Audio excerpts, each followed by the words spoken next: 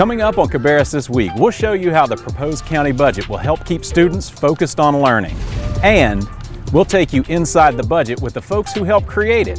And finally, we're walking and rolling with the Cabarrus Extension and Community Association. That's all right now on Cabarrus This Week. Welcome to Cabarrus This Week. I'm Jonathan Weaver, and we're here at Central Cabarrus High School, home of the mighty Vikings.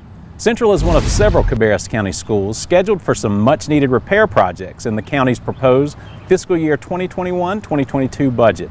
According to maintenance officials, roof systems and HVAC units make up some of the largest repair needs at schools each year. Here at Central, both are getting attention in the proposed budget. Here's Cabarrus County Schools Facilities Maintenance Director Chuck Taylor to discuss the importance of maintenance funding.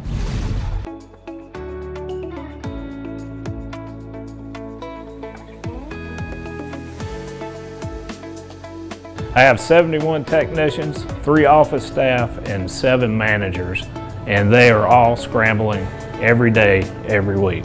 They're excellent, and Cabarrus County Schools are lucky to have them. They're some of the finest technicians and managers I've worked with in my maintenance career, which spans back to 1984. One of the biggest problems in maintenance, no matter where you're at or what school system you're in, life cycle issues as far as how long each system lasts. And two of the main systems that we always worry about are the roofing systems and the HVAC systems. We have 45 schools in Cabarrus County. We need 3 replacements a year with HVAC and roofs. That's approaching $27 to $30 million a year. The county provides all of the local maintenance funds. They funded us 5 roofs this year, a parking lot replacement. That one will be at Mount Pleasant High School. That parking lot's about to be a gravel parking lot just because it's deteriorated so bad. So these are major wins for Cabarrus County Schools.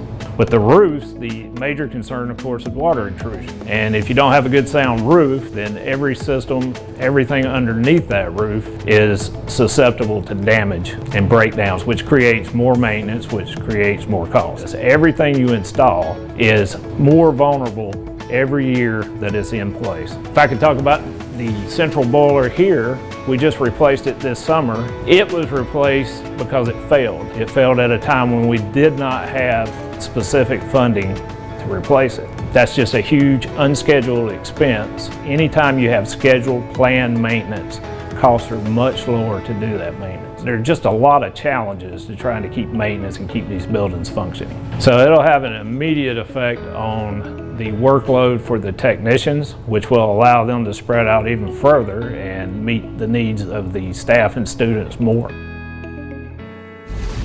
In addition to the maintenance projects, the proposed budget increases funding in areas such as Cabarrus County workforce and other capital improvement projects, while maintaining the tax rate of 74 cents per $100 of property value. County Commissioners are scheduled to vote on the plan June 21st, and the new budget goes into effect on July 1st. Now, local residents recently got a peek at the inner workings of the county budget at the first in-person Government 101 in more than a year. Attendees got a look at the budget process through a variety of presentations and demonstrations while having the opportunity to talk directly with county management. Here's a look at the course, along with a few thoughts from one participant who attended to learn more about her community.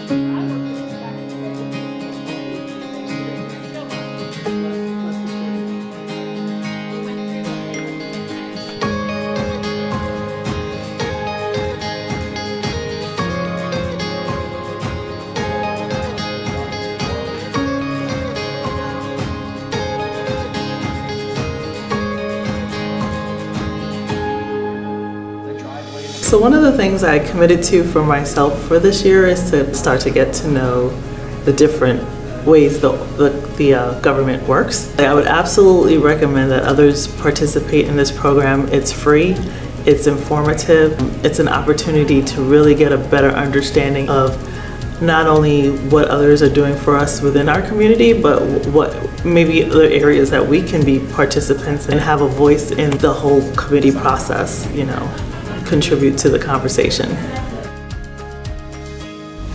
Stay tuned for Gov 101 courses on a wide variety of topics in the near future. Finally this week, we're leaving the numbers behind and getting on our feet, or any other personal transportation mode you might use. The Cabarrus County Extension and Community Association is inviting residents 18 and older to register for the Walking and Rolling with ECA Challenge. The program invites participants to begin where they are. There are no specific guidelines or goals, just get out and get active any way you can. Here's more about the program. We are very excited about the upcoming event. It's called Walking and Rolling with Cabarrus ECA. Back mid-March, let's say, our lives changed. And with that change, what happened, people were becoming less active and actually talking less. And we know to be physically healthy, you need to be moving, and you also need to be talking to people to have good mental health. So we're trying to encourage people to begin where they are. You know, some walking programs are looking for you to go certain distances or to do certain things. We're wanting folks to begin where they are, which means if you're a brisk walker, that's fine. If you don't walk, that's fine. If you walk with a cane, a walker, or even in a wheelchair, that's why we call it Walking and Rolling across Cabarrus. We want anyone to be a part of this. We're asking adults 18 years or older, just come collect the materials. We'll be asking every month to share what have you done, and then also giving monthly motivations, because we want to take all the individual mileage that's been set up, whether it's children, if they've walked with their parent, or the adults, put those together and equate that across Cabarrus County. For more information or to register, call 704-920-3310. That's our show for the week. Thanks to our guests and thank you for spending time with us.